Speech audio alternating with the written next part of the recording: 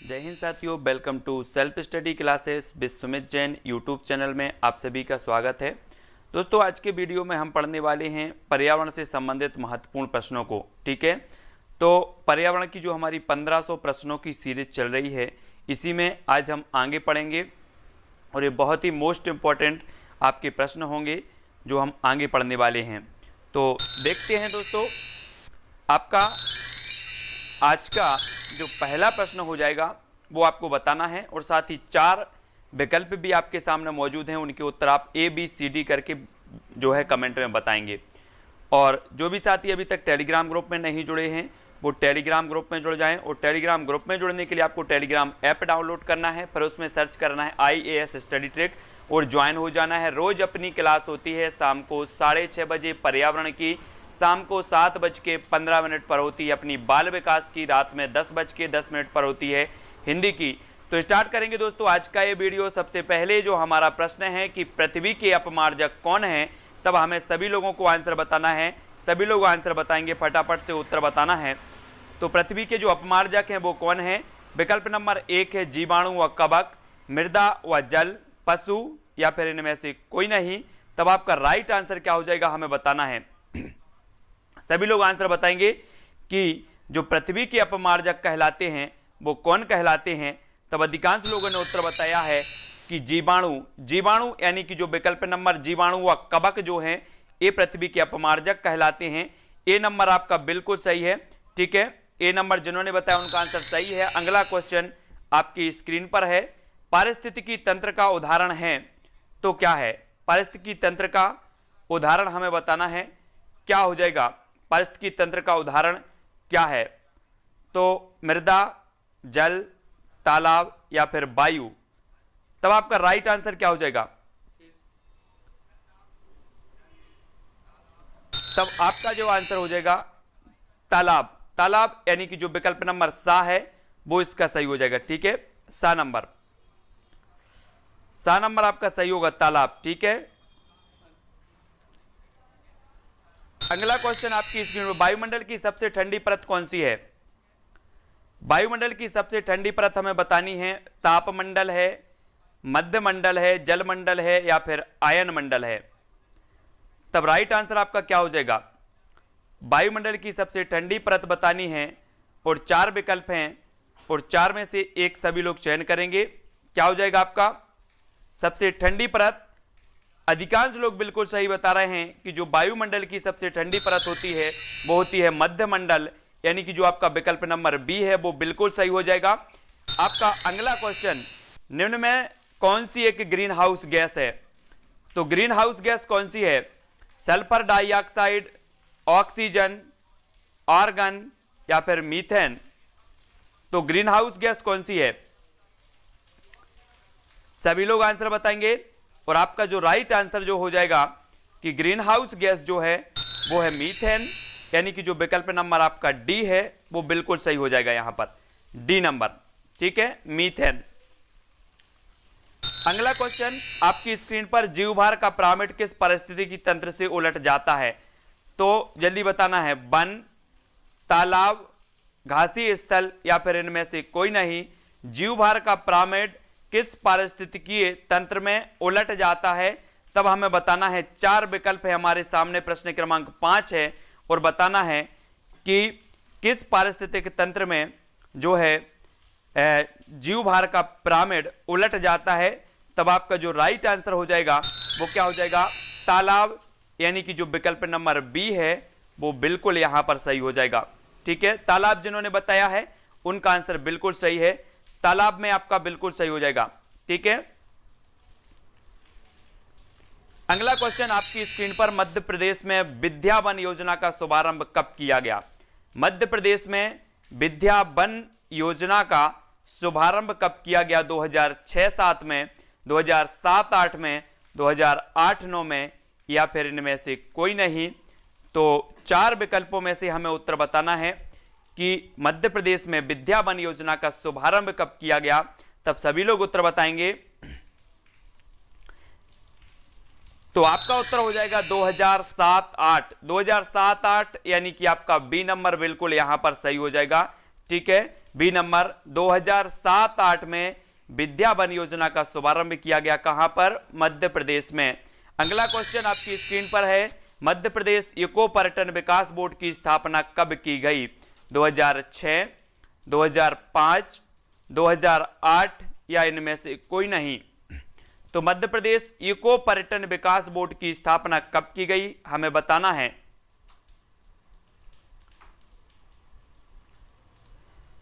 सभी लोग अपना अपना आकलन जरूर करते जाएंगे। कितने नंबर आपके आ रहे हैं लास्ट में सभी लोगों को बताना भी है, ठीक है? तो कौन से कितने नंबर बन रहे हैं, कितने क्वेश्चन बन रहे हैं, वो अपना आकलन करते जाएंगे। तब आपका राइट आंसर होगा 2005, है ना। इको पर्यटन विकास बोर्ड की स्थापना की गई 2005, यानी कि जो आपका विकल्प नंबर बी है वो यहां पर बिल्कुल सही हो जाएगा, ठीक है, बी नंबर। अगला क्वेश्चन आपकी स्क्रीन पर, मध्य प्रदेश में सामान्यतः किस प्रकार के वन पाए जाते हैं? तो आपको बताना है उपाद्र पहाड़ी वन, उष्ण कटिबंधीय वन, उष्ण कटिबंधीय वन आर्द्र पतझड़ वन, या फिर इनमें से कोई नहीं। तो मध्य प्रदेश में हमें बताना है, सामान्यतः बताना है कि सामान्यतः जो है किस प्रकार के वन पाए जाते हैं। तो 4 विकल्प और 4 में से एक का चयन करना है आप सभी को।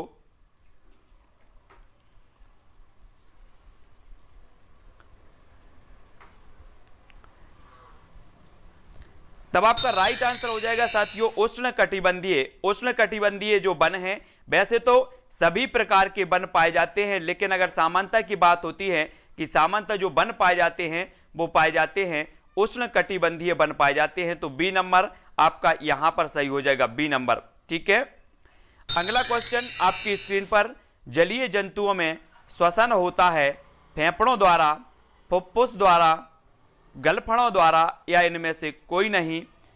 तो जल्दी से अपना उत्तर चयन करें और उत्तर बताएं।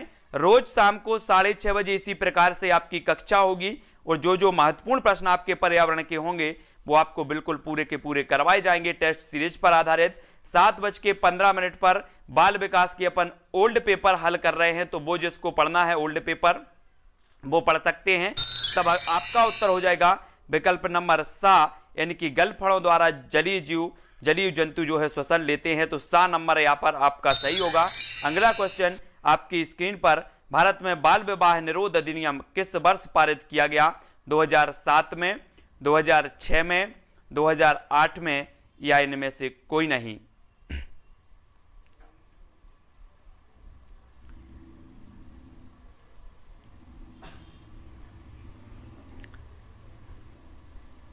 आपको बताना है भारत में बाल विवाह निरोध अधिनियम किस वर्ष पारित किया गया। तो आपका जो राइट आंसर हो जाएगा वो हो जाएगा 2006। 2006 आपका सही हो जाएगा। बाल विवाह निरोध अधिनियम जो पारित किया गया वो 2006 में पारित किया गया और बी नंबर आपका यहां पर सही हो जाएगा, ठीक है। अगला क्वेश्चन आपकी स्क्रीन पर, निम्न में से कौन सा वृक्ष का उदाहरण है? कौन सा वृक्ष का उदाहरण है? बरगद, तुलसी, मेहंदी, या फिर इनमें से कोई नहीं। तो 4 विकल्प हैं और हमें बताना है कौन सा वृक्ष का उदाहरण है। तब सभी लोग अपना अपना उत्तर बताएंगे और अपना अपना आकलन करते जाएंगे और साथ ही गिनते जाएंगे कि आप कितने प्रश्नों को गलत कर रहे हैं और आपका राइट आंसर बिल्कुल सही हो जाएगा बरगद, यानी कि ए नंबर। जिन्होंने भी बताया है उनका 1 नंबर यहां पर प्लस हो जाएगा। आपका नेक्स्ट प्रश्न स्क्रीन पर है, लौंग एवं केसर पौधे के किस भाग से प्राप्त होते हैं? आपको बताना है। आपका फर्स्ट विकल्प है जड़ से, सेकंड तना से, थर्ड है फूल से, या फिर फोर्थ है तना से। तो जल्दी से बताएं, जल्दी जल्दी बताना है। ये डबल यहां पर हो गए हैं, फिर भी आपको उत्तर सही बताना है कि लौंग एवं केसर पौधे के किस भाग से प्राप्त होते हैं। तब आपका बिल्कुल सही आंसर हो जाएगा फूल से, यानी कि जो सा नंबर है वो बिल्कुल राइट हो जाएगा।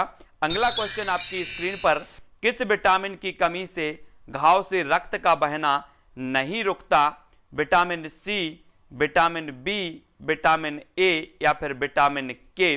तो वो कौन सा विटामिन है जिस विटामिन की कमी से जो है रक्त का बहना नहीं रुकता है? हमें बताना है। 4 विकल्प हैं। तब आप सभी ने बिल्कुल राइट आंसर बताया है। क्या बताया है? विटामिन के, यानी कि डी नंबर आपका बिल्कुल सही हो जाएगा। नेक्स्ट प्रश्न आपकी स्क्रीन पर, निम्न में से कौन सी खरीफ की फसल है? आप रबी की फसल जानते हो, खरीफ की फसल भी जानते हो। अब आपको खरीफ और रबी में अगर अंतर पता है तो आप खरीफ की फसल बताएंगे। गेहूं, गन्ना, धान या फिर मक्का, कौन सी खरीफ की फसल है?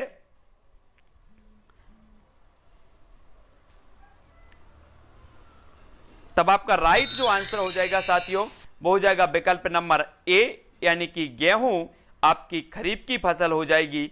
और ये जिन्होंने बताया है उनका आंसर बिल्कुल सही हो जाएगा। ठीक है,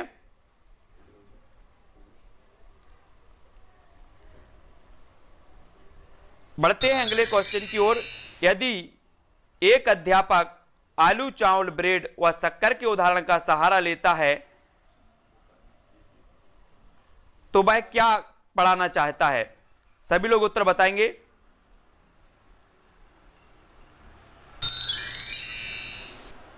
हाँ, ये यहां पर थोड़ा सा मिस्टेक जरूर हुआ है। ये जो है रबी होना था यहां पर, कि जो रबी की फसल कौन सी है, तो रबी की गेहूं होना था, है ना। गन्ना, मक्का, ये धान, ये खरीफ की हो जाती हैं, तो यहां पर आपका गेहूं हो जाएगा रबी का। तो ये देख लेना, ठीक है। हाँ, बहुत बढ़िया। अगला क्वेश्चन है, यदि एक अध्यापक आलू, चावल, ब्रेड व शक्कर के उदाहरण का सहारा लेता है तो वह क्या पढ़ाना चाहता है? विटामिन, कार्बोहाइड्रेट, खनिज लवण या फिर प्रोटीन? तो उत्तर क्या होगा आपका? यदि एक अध्यापक आलू, चावल, ब्रेड व शक्कर के उदाहरण का सहारा लेता है तो वह क्या पढ़ाना चाहता है? विटामिन पढ़ाना चाहता है, कार्बोहाइड्रेट पढ़ाना चाहता है, खनिज लवण या फिर प्रोटीन पढ़ाना चाहता है? तब आपका जो आंसर हो जाएगा वो क्या हो जाएगा? वो होगा कार्बोहाइड्रेट। कार्बोहाइड्रेट यानी कि जो आपका विकल्प नंबर बी है वो बिल्कुल यहां पर सही हो जाएगा, बी नंबर का। अगला क्वेश्चन आपकी स्क्रीन पर, बंदर, शेर तथा चूहे के घर क्रमशः हैं तो कौन से हैं? घोंसला, पेड़, गुफा, गुफा, बिल, पेड़, पेड़, गुफा व बिल, बिल, पेड़ एवं गुफा। तो बंदर, शेर तथा चूहे के घर क्रमशः हमें बताना है। तब आपका राइट आंसर क्या हो जाएगा प्रश्न क्रमांक 15 का? तो अधिकांश लोगों ने बिल्कुल आंसर सही बता दिया है कि बंदर की जो घर है उसे कहा जाता है पेड़, और शेर की घर गुफा, और चूहे का घर बिल, यानी कि जो आपका विकल्प नंबर सी है वो बिल्कुल आंसर सही होगा। नेक्स्ट प्रश्न आपकी स्क्रीन पर है, प्लेग है तो प्लेग क्या है? जीवाणु जनित बीमारी है, कवक जनित बीमारी है, खनिज जनित बीमारी है, या इनमें से कोई नहीं? तो प्लेग के बारे में बताना है कि प्लेग किस प्रकार की बीमारी है।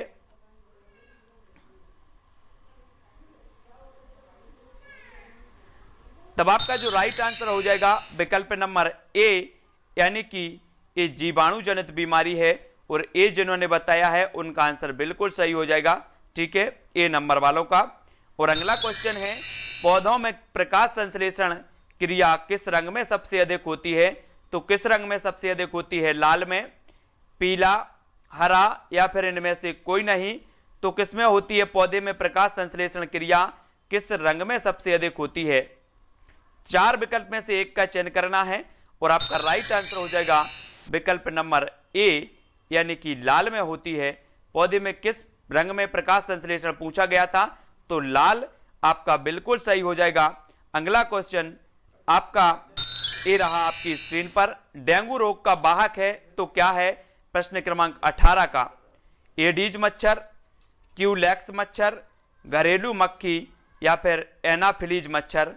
तो डेंगू रोग का वाहक है तो क्या है? 4 विकल्पों में से चयन करना है एक विकल्प का। तब आपका जो राइट आंसर हो जाएगा वो क्या हो जाएगा? बिल्कुल सही होगा आपका एडीज मच्छर, यानी कि ए नंबर आपका सही हो जाएगा।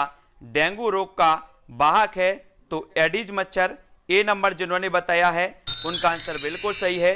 नेक्स्ट प्रश्न आपकी स्क्रीन पर, गाजर है एक कलिका, जड़, फल या फिर तना? तो गाजर क्या है? गाजर बताना है। गाजर है तो क्या है गाजर?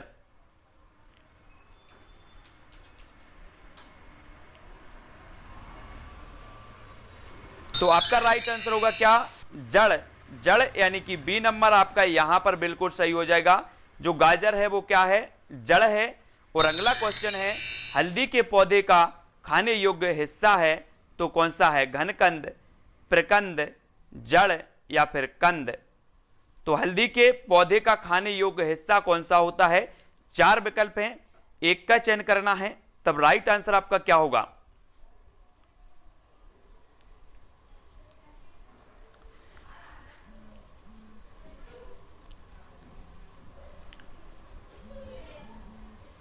जी हां, आपका आंसर हो जाएगा प्रकंद। प्रकंद यानी कि जो विकल्प नंबर बी है वो यहां पर बिल्कुल आपका सही हो जाएगा 20 का। अगला क्वेश्चन है आपकी स्क्रीन पर, जड़ें विकसित होती हैं तने से, प्रांकुर से, पत्ती से या फिर मूलांकुर से? तो जड़ें विकसित होती हैं किससे होती हैं? प्रश्न क्रमांक 21 है और 21 का सभी लोग आंसर बताएंगे। जड़ें विकसित होती हैं किसमें, किससे होती हैं विकसित?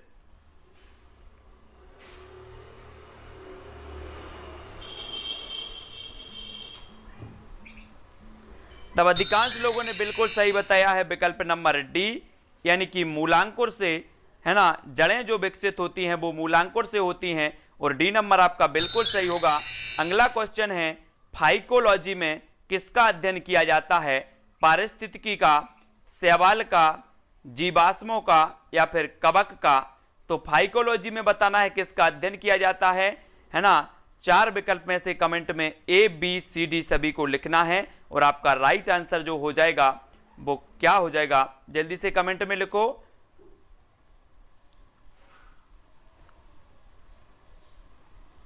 तो आपका आंसर हो जाएगा साथियों विकल्प नंबर बी, यानी कि शैवाल, है ना। फाइकोलॉजी में किसका अध्ययन किया जाता है? तो वो किया जाता है शैवाल का और बी नंबर आपका बिल्कुल सही होगा यहां पर। ठीक है, अगला क्वेश्चन आपकी स्क्रीन पर, पर्यावरण संरक्षण अधिनियम 1986 लागू हुआ तो कब हुआ? 24 मई, 23 मार्च, 23 मई या इनमें से कोई नहीं। पर्यावरण संरक्षण अधिनियम 1986 को लागू हुआ, लेकिन किस तारीख को लागू हुआ ये हमें बताना है। तो 23 का आंसर आपका क्या हो जाएगा?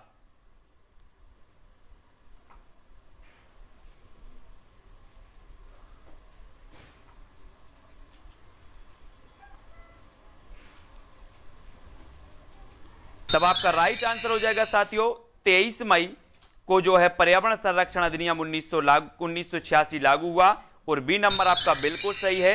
अगला क्वेश्चन आपकी स्क्रीन पर है, पर्यावरण वह बाहरी शक्ति है जो हमें प्रभावित करती है, यह कथन है किसका? जे.एस. रॉस का, ग्रीन का, प्लेटो का या इनमें से कोई नहीं। पर्यावरण वह बाहरी शक्ति है जो हमें प्रभावित करती है, ये कथन किसका है? सभी लोग उत्तर बताएंगे और आपका राइट आंसर क्या हो जाएगा?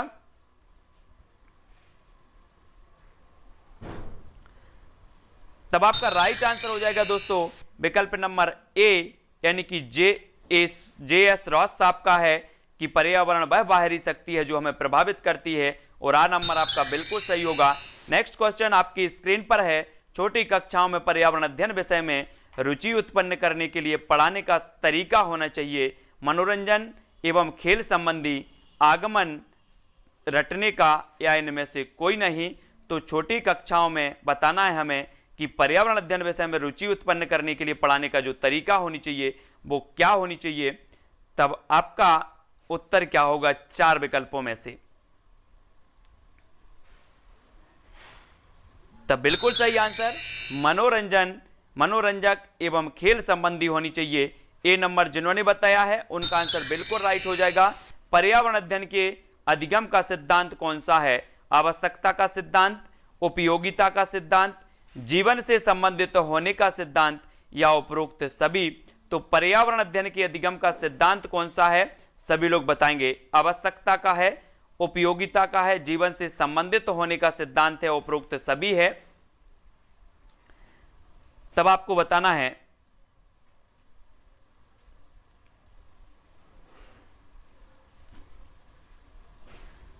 तो अधिकांश लोगों ने बिल्कुल सही उत्तर बताया है विकल्प नंबर डी, यानी कि उपरोक्त सभी। बहुत बढ़िया आंसर, डी नंबर आपका बिल्कुल राइट होगा। अगला क्वेश्चन आपकी स्क्रीन पर है, पर्यावरण शिक्षा में समस्या समाधान विधि का गुण है, तो कौन सा गुण है? लक्ष्य केंद्रित विधि है, सृजनात्मक विधि है, चयनात्मक विधि है और उपरोक्त सभी है। तो पर्यावरण शिक्षा में समस्या समाधान विधि का जो गुण है वो कौन सा गुण है? प्रश्न क्रमांक अपना है 27 और 27 का हमें उत्तर बताना है।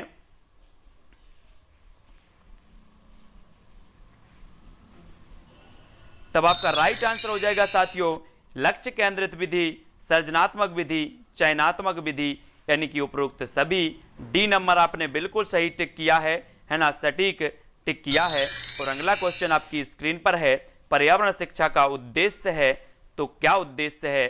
पर्यावरण की सुरक्षा तथा संरक्षण, पर्यावरण के संसाधनों का अधिकतम उपयोग, पर्यावरण के संसाधनों का न्यूनतम उपयोग, या इनमें से कोई नहीं। तो पर्यावरण शिक्षा का उद्देश्य क्या है? 28 का आंसर हमें बताना है।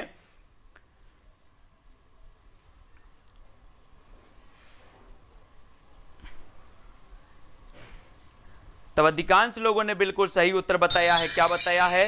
पर्यावरण शिक्षा का जो उद्देश्य होता है वो होता है पर्यावरण की सुरक्षा तथा संरक्षण, यानी कि जो एक नंबर है, आ नंबर है, वो आपका बिल्कुल यहां पर सही हो जाएगा। अगला क्वेश्चन आपकी स्क्रीन पर है, रोज अपनी क्लास होती है शाम को 6:30 बजे, ठीक है, और ये आधा घंटा की होती है। तो सभी लोग ध्यान में रखेंगे, छात्रों में रटने की प्रवृत्ति रोकने हेतु कैसे प्रश्न पूछने चाहिए? वस्तुनिष्ठ, लघु उत्तरीय, दीर्घ उत्तरीय, या इनमें से कोई नहीं। छात्रों में रटने की प्रवृत्ति को रोकना है तो आप किस प्रकार के प्रश्न पूछेंगे? 4 विकल्प में से हमें चयन करना है, सभी लोग चयन करेंगे। बिल्कुल सरल प्रश्न है और उत्तर भी सही ही आना चाहिए। और आपका बिल्कुल राइट जो आंसर हो जाएगा वो हो जाएगा वस्तुनिष्ठ, यानी कि ए नंबर जो है आपका बिल्कुल सही होगा, ठीक है, ए नंबर आपका सही है। और अगला क्वेश्चन आपकी स्क्रीन पर है, पौधे के विभिन्न भागों के शिक्षण हेतु आवश्यक है, क्या आवश्यक है? पाठ्यपुस्तक, पौधों का अवलोकन, श्यामपट्ट, या पौधों का चित्र। तो पौधों के विभिन्न भागों के शिक्षण हेतु क्या आवश्यक है? ये 4 विकल्प हैं आपके सामने। प्रश्न क्रमांक 30 का उत्तर हमें बताना है। जिन भी साथियों ने अभी तक सब्सक्राइब नहीं किया है वो सब्सक्राइब कर लेना, ठीक है। तो जल्दी से बताएंगे प्रश्न क्रमांक 30 का उत्तर, पौधों के विभिन्न भागों के शिक्षण हेतु आवश्यक है, तो क्या आवश्यक है? बिल्कुल राइट आंसर आया है आप लोगों का पौधों का अवलोकन, यानी कि जो विकल्प नंबर आपका बी है वो यहां पर आपका सही हो जाएगा, ठीक है, बी नंबर। और यहां पर जो अपने 30 प्रश्न हैं वो कंप्लीट होते हैं, ठीक है। सभी लोग वीडियो को लाइक जरूर करेंगे, सभी को शेयर भी करना है। ये अपनी सीरीज चल रही है, ठीक है। अमित, तोमर जी, आरती जी, विक्रम जी, सोनू, अतुल जी, जितेंद्र जी, अनिल जी, है ना, जूम, राजू जी, आरती, पूनम जी, दीपिका जी, अगर किसी को कोई डाउट है क्वेश्चन में तो वो पूछ सकता है, लिख सकता है, ठीक है।